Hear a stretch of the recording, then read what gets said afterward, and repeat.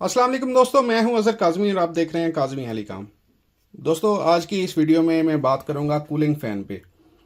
जो भी हमारे इन्वर्टर हैं, चाहे वो लोकल सोलर इन्वर्टर हैं, चाहे हाइब्रिड इन्वर्टर हैं, उनमें कूलिंग फ़ैन अवेलेबल होते हैं।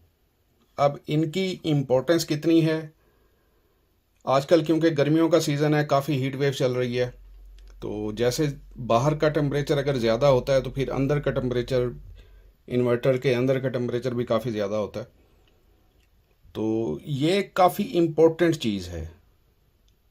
अब आप दोस्तों ने देखा होगा, अक्सर हम लोकल सोलर इन्वर्टर की बात करते हैं तो उसमें दो फ़ैन मोस्टली लगे होते हैं। किसी में एक भी लगा होता है, किसी में दो लगे होते हैं, किसी में एक आपको साइड पे मिल रहा होता है। लेकिन अमूमन दो जो हैं फ़ैन हर इन्वर्टर में लगे होते हैं। अब कुछ दोस्तों ने ये फ़ैन ऐसे लगाए हुए होते हैं कि ये बाहर से हवा खींच रहा होता है और अंदर डाल रहा होता है। यानी जैसे ये फ़ैन हीट सिंक के सामने लगा हुआ है तो ये हवा अंदर दे रहा है हीट सिंक को, और कुछ दोस्तों ने ऐसे लगाए हुए होते हैं कि वो हवा खींच रहे हैं, बाहर डाल रहे हैं, बाहर निकाल रहे हैं, गर्म हवा बाहर डाल रहे हैं। तो हवा वो ले कहाँ से रहे हैं? उस साइडों पे यहाँ पे फिन्स बनी हुई हैं, ये ग्रिल बनी हुई है। ये अमूमन हर बॉडी पे आपको मिलती है, नज़र आती है, हाइब्रिड हाइब्रिड हो चाहे लोकल इन्वर्टर हो। अब ये कॉइल्स यहाँ पे आगे लगाई हुई हैं ताकि इनको भी हवा लगती रहे। यहाँ से जब हवा फ़ैन खींचते हैं ना, ये ऊपर से कवर होता है तो कोई और रास्ता नहीं होता, यहीं से इन्होंने हवा खींचनी होती है। तो जब हवा खींचते हैं ना तो ये बारीक बारीक फिन्स हैं, इसमें से हवा कंप्रेस होके आती है और वो पूरे सिस्टम से होती हुई हीट सिंक को लगती हुई बाहर गर्म हवा चली जाती है और आपका जो सिस्टम है ये ठंडा रहता है। गर्म होने से होता क्या है? गर्म होने से ये है कि सिस्टम बर्न होने का ख़तरा होता है। ये जो आईजीबीटी लगी हुई हैं या मॉसफेट लगी होती हैं, कोई भी सिस्टम हो, अगर वो ओवर हीट हो जाए तो उनकी एफिशिएंसी डाउन हो जाती है और वो परफॉर्मेंस उनकी जो है वो सही नहीं रहती। इस वजह से कूलिंग फ़ैन का होना ज़रूरी है आजकल गर्मियों में ख़ास तौर पे।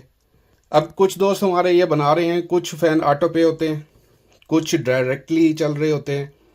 गर्मियों में तो वैसे फ़ैन चलने चाहिए।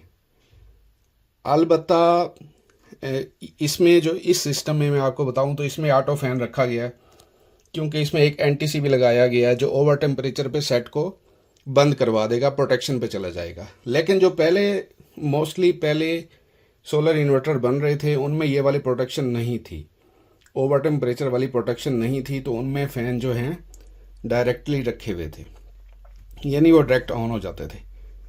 फ़ैन को कहाँ पे लगाना चाहिए? कुछ दोस्तों ने हमारे तीन तीन फ़ैन लगाए हुए, कुछ ने हीट सिंक के ऊपर फ़ैन लगाया हुआ है, कुछ ने बॉडी पे लगाया हुआ है। तो बहरहाल हर किसी की अपनी सोच है, किसी ने हवा अंदर डाली हुई है, किसी ने बाहर डाली हुई है, बाहर निकाली हुई है। बहरहाल मैं ये समझता हूँ कि फ़ैन जो बॉडी पे लगे हुए हैं ना, इनको हवा को बाहर निकालना चाहिए, यानी जो भी अंदर गर्म हवा है उसको बाहर निकालना चाहिए। असूलन तो ये है कि ये जो फिन्स बनी हुई हैं, ये हवा का रास्ता बना हुआ है, जाली सी बनी हुई है। इसका मकसद यही है कि यहाँ से हवा खींचे और यहाँ से आउट कर दे। आपने देखा होगा अक्सर रोड साइड पे आपको कनोपी वाले जनरेटर मिलते हैं, कुछ एयर कूल होते हैं, कुछ वाटर कूल होते हैं, तो बिल्कुल बंद होते हैं। तो आपने कभी सोचा उनको हवा कैसे लगती है? तो उनके भी साइडों पे जो है ऐसे ग्रिल बनी होती है, वो वहाँ से प्रेशर से जब हवा खींचते हैं तो वो पूरे सेट को हवा लग के उनका फ़ैन बाहर निकाल रहा होता है। ये होता है असल में कूलिंग सॉल्यूशन। अब मैं आपको एक डेमो देता हूँ कि अगर हम हीट सिंक पे फ़ैन लगा दें तो उससे क्या होगा, कितना टेम्परेचर डाउन होगा, क्या हम टेम्परेचर को कंट्रोल कर सकते हैं।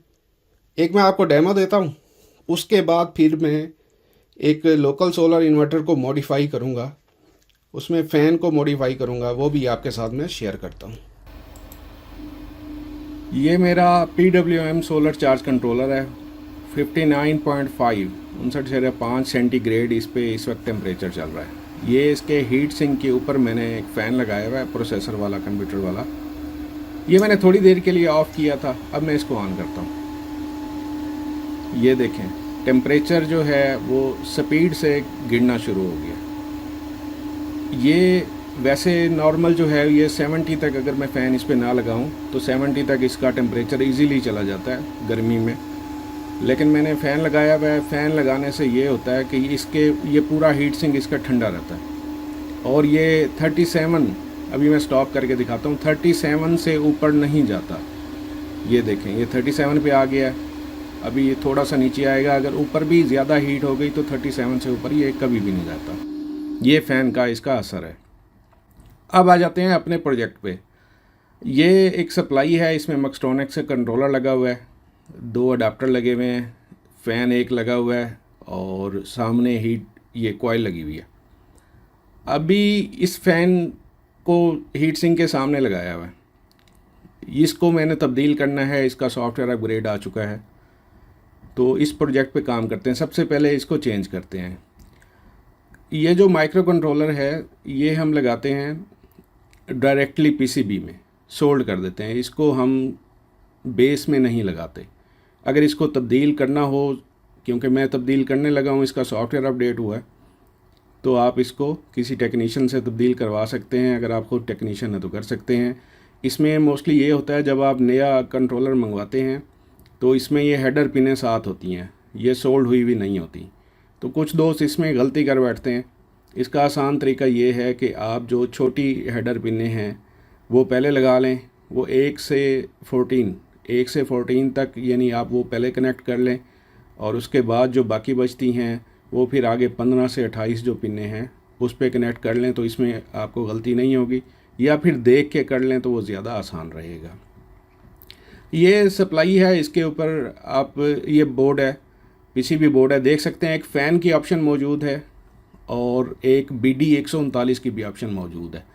अब BD 139 हम इस पे लगाएंगे तो ये फ़ैन की स्विचिंग होगी ऑटो फ़ैन की। मैं इसमें एक एक्स्ट्रा फ़ैन लगाने लगा हूँ और एक जो डायरेक्ट फ़ैन इस पे लगा हुआ था उसको मैं ऑटो करने लगा हूँ। ये D313 मैंने लगा दिया इस पर।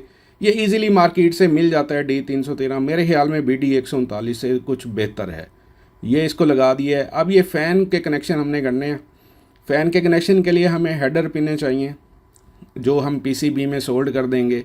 अगर आप डायरेक्टली नीचे से प्रिंट वाली साइड से वायर्स लगाना चाहें तो लगा सकते हैं, वरना बेहतर यही रहेगा कि आप कोई हेडर पिनें ढूंढ लें।